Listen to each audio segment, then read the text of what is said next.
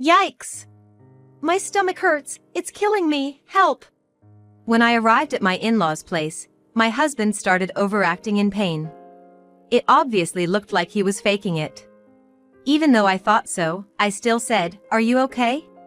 I'm gonna call an ambulance right away, hang in there." As I said this, my mother-in-law interjected, "Taking him to the hospital will be faster than waiting for an ambulance.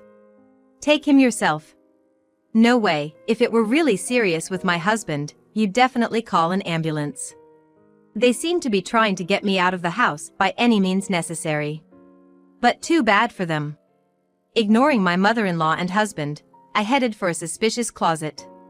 Because you see, my name is Jessica Taylor, I'm 36 years old. Just a very ordinary, average housewife that you'd find anywhere. Well, that was until just a short while ago. Today, I want to share with you a somewhat tragic, but also kind of funny story that this very ordinary housewife got wrapped up in. I've always been utterly average without any particular talents. Sure, I'm a bit outspoken and tend to say what's on my mind right away, but I've had a fair number of boyfriends in the past. However, they were all sort of inertial relationships during my student days, and for nearly a decade since becoming a working adult, I hadn't been involved with any men. At the age of 32, a friend from work convinced me to go to a mixer, and that's where I met my destiny. That's how I met David, who would later become my husband. David, for years my junior, for some reason took an interest in me and pursued me persistently. What do you find good about me? I wondered if asking this might make me less likable. But I just couldn't help myself and had to ask. But far from being turned off, David just laughed and said, "It's exactly because you ask anything that comes to your mind." David was so entertaining to talk to, and I found myself increasingly enjoying the time we spent together. Before long, we started dating. A boyfriend after 10 years. Life seemed to brighten up a bit. But I never imagined that storm clouds would gather so soon. Just 3 months into our relationship, I got pregnant. I never thought I'd have a shotgun wedding, especially after turning 30. But when I told David, he said, "My kid?" That's kind of exciting, and was genuinely happy, so we decided to inform both families about our marriage. My parents welcomed us with open arms, as if they had been eagerly waiting for this moment, but as soon as we visited David's family home, I immediately got a taste of my mother-in-law's sarcasm. I knew that David's parents had divorced due to his father's infidelity when he was in middle school. I had heard he and his mother had lived alone since then, so I wasn't expecting a warm welcome. I was somewhat prepared, but the assault from my mother-in-law was beyond my imagination. As I introduced myself, she glanced at me and then the interrogation began. "How old are you, Jessica?" 32 years old. "Really? You're 4 years older than David? Which university did you attend?" "I went to the local state college." "Eh? Isn't that a bit of a low-tier university?" It seems like I'm consistently failing to meet my mother-in-law's expectations. Every time she hears my answer, she lets out a heavy sigh. Having raised David single-handedly, maybe her image of the ideal daughter-in-law has become a bit too lofty? But even seeing that, David just chuckles and says, well, not taking it seriously. Nevertheless, in the end, we got married in a sort of it-can't-be-helped manner. With this, it feels like I'm not exactly welcomed by my mother-in-law, and it seems like I can't rely on David either. I wonder if I'll be able to get along with my mother-in-law from here on out. Right after getting married, I'm burdened with these worries. Of course, my prediction was spot on. There was never a warm relationship between me and my mother-in-law. But it's not like we're living together. I thought as long as we keep a reasonable distance, there shouldn't be a problem. In the midst of all this, I gave birth to a healthy baby girl, Anne. This must be what they mean by "she's the apple of my eye." Just born, and was so adorable. My mother and friends who visited all unanimously said she looks just like me, laughing. But to me, she seems to take after David when she smiles. Blessed by everyone, we were full of happiness, and we decided to go announce the birth to David's family. My mother-in-law, who usually has nothing but snide remarks for me, would surely be happy to see Anne. I believed this without a doubt. However, the words my mother-in-law uttered at her house were beyond my imagination. She barely glanced at Anne and said, "What's the point if the child's a girl?" And that's exactly what she said to me. I was left speechless by her comment, and to add insult to injury, she continued, "What's the use of a woman who can't produce an heir? Such a useless girl. That's why I dislike women with low education," she exaggerated with a sigh. "Education has nothing to do with the gender of a child." Fuming, I retorted to my mother-in-law, "David's just a regular office worker, you know? There's no legacy to inherit in that." "Ma'am, just what era are you living in?" I spoke my mind. Then, glaring at me, she retorted, "Huh? Are you talking back to me? It's unheard of for a daughter-in-law to talk back to her mother-in-law. Has my mother-in-law been time-warped straight from the 50s or something?" But I figured any more words would be lost on her, as if she were stuck in a bygone era all by herself. Desperately wanting support, I glanced at David, but he seemed oblivious to our exchange. And to my dismay, after looking at Anne, my mother-in-law said, "This child really does look like Jessica. I'm worried about her future," and she sighed yet again. If she looked like David, even being a girl, she might have had a chance, but with that face. Hoping David would respond, he just chuckled and said, "Mom, that's a bit much. To have his wife and daughter belittled by his mother and for him to feel nothing." Fed up, I declared to them, "This is ridiculous. I'm going to raise and to be someone who isn't deceived by appearances like faces or educational background." With that, my mother-in-law clicked her tongue and said, "Humph. Such arrogance from someone uneducated. Besides, is this child really David's? Doubtful." She went as far as to say that. And with that, we left David's family home amidst a hostile atmosphere. When we got home, I pleaded with David that if his mother is going to mock me and with outdated remarks, at least he should defend us at the moment. But David started to take his mother's side, saying, "Mom just wants to say what she wants, why don't you just let her be? It's not something to get so worked up about." To my surprise, David started taking his mother's side. And then he coldly said to me, "If you dislike my mom so much, from now on, I'll go back home alone when there's business there." That's fine. 3 years have passed. My relationship with my mother-in-law hasn't improved, and I only make appearances at David's family home for holidays like Thanksgiving and Christmas. But recently, David has been going back to his family home quite often. He used to go alone frequently before. But not as much as recently. It was at most once a month. But now, it seems like he's heading there almost every week. There are even days when David comes home from work during the week and has dinner at his parents' place. I get it, his parents' house is fairly close by. It's about a 30-minute drive if you have a car. But if you're coming from David's company to his folks, you have to pass our house on the way. Why on earth would he go out of his way to pass our place just to have dinner there? Unless something's up with his mom? That would be a concern. So I asked David, "You've been hanging out at your mom's a lot lately. Is something going on with her? If so, I'm worried, I'll come with you." He started to panic all of a sudden. "Huh? Mom? No, nothing's wrong. She's totally fine. So Jessica, you don't need to come, okay? Why are you freaking out? If she's fine, then good." But I felt something was off seeing David flustered like that. Once you start doubting, everything he does starts to look suspicious. I never questioned anything before, but now that I think about it calmly, there are weird things. David always has his phone with him, even when he goes to the bathroom or takes a shower. When did that start? Was he always like that? And he's been using cologne a lot. Especially when he goes to his parents' place. He makes sure to wear it every time. Why would you wear so much cologne just to meet your mom? That's a bit strange, isn't it?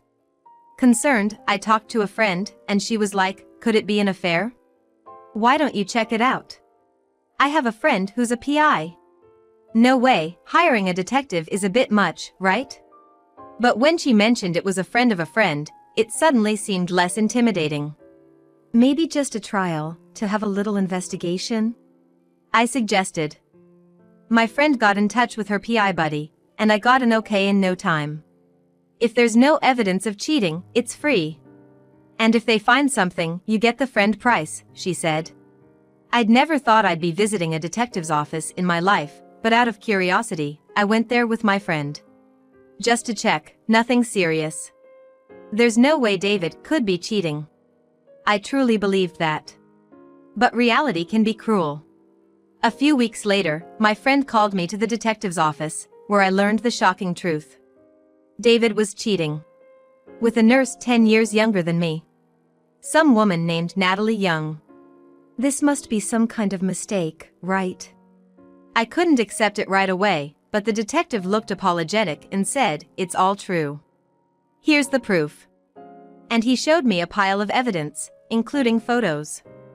To my astonishment, there were even pictures of David and his mistress holding hands, entering his parents' home. Why would they be entering his folks' place so cozily? Does his mom approve of this affair? Does a mother who condones cheating even exist? I was deeply shocked, but over time, that shock turned into anger. David had no idea I knew about his affair. This weekend my mom said she needs help with something, so I'm gonna head over. He told me cheerfully as he set off to his parents' place. He's probably meeting his mistress again. Knowing this might happen, I left and at my parents' and checked my location to meet up with the friend who'd been following David. Turns out, David had already met up with his mistress and they'd entered his parents' place together. I rushed to his folks' house and met up with my friend. After watching for a while, I got a call on my cell phone. I decided to push the doorbell. "Hi, it's Jessica. I haven't been around for a while. I heard David was here today, so I thought I'd come to see everyone too." When I said that, his mother sounded flustered. "Oh? Jessica?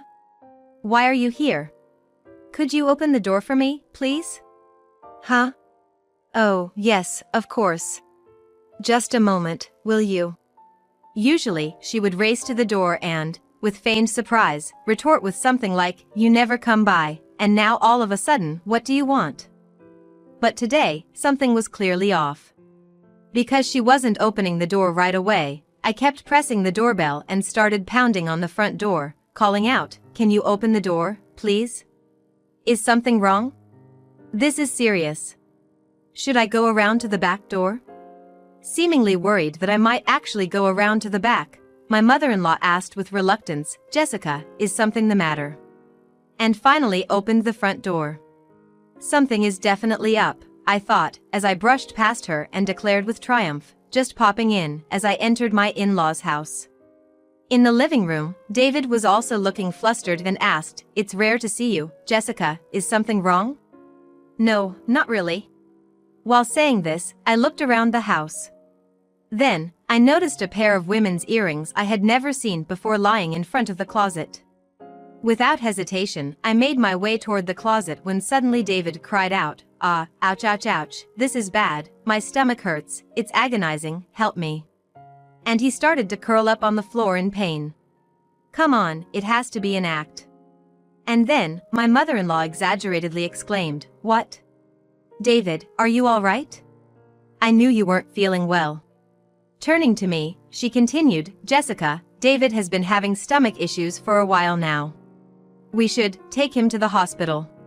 Oh, that's news to me.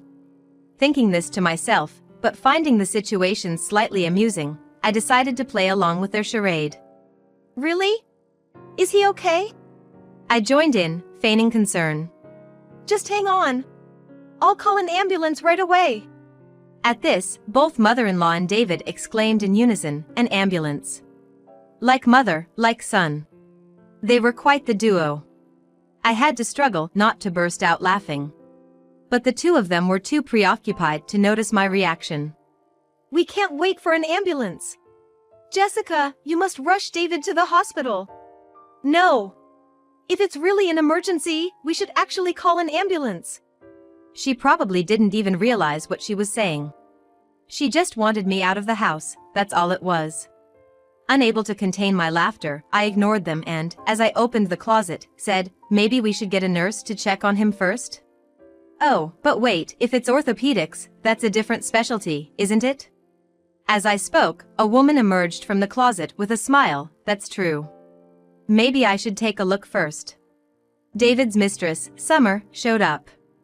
Taking Summer by the hand, I said, "Sorry to keep you cramped up in there." To which Summer replied with a smile, "Oh no, not at all, I'm fine." My mother-in-law, witnessing all this, murmured with an expression as if the world had ended. Why? The thing is, I had received a report from a private investigator suggesting that Summer might not be aware that what she was engaged in was an affair. So, I had approached her beforehand. Indeed, as the detective guessed, Summer believed that David was a divorced single man.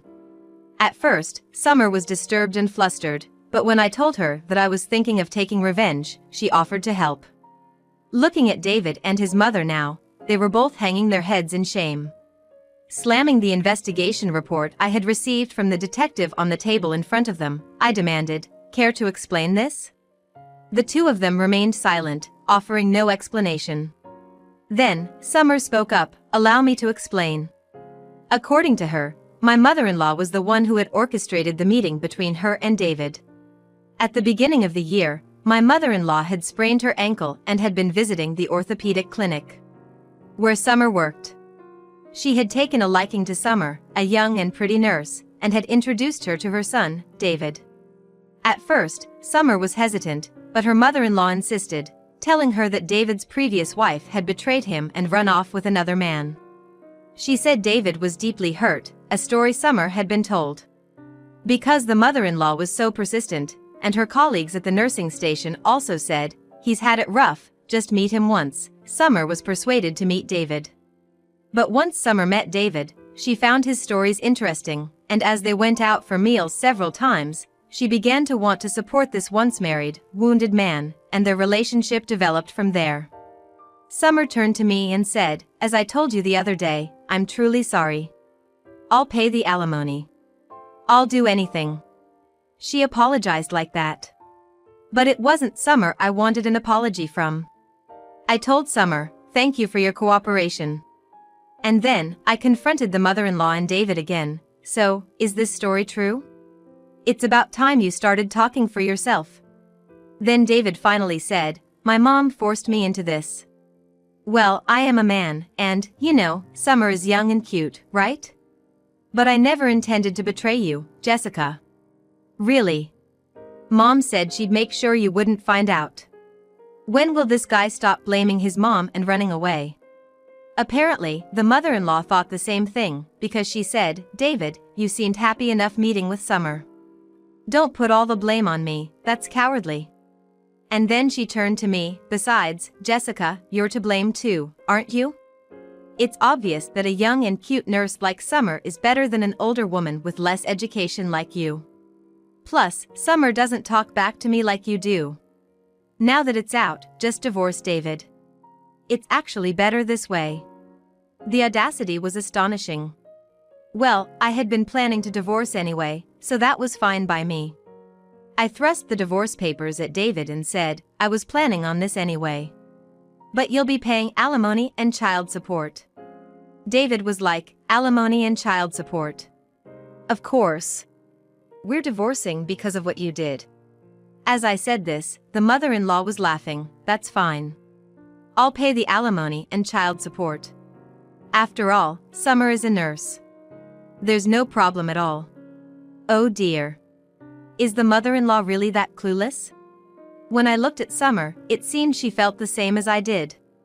Summer confronted the mother-in-law, "It seems like you're making it sound like David and I are going to marry, but I have no such intention. I wanted to break up with you right after I heard about it from Jessica. But I endured it because I wanted to help Jessica, and I've been meeting you up until today. I'll also be claiming alimony for being deceived into thinking you were single."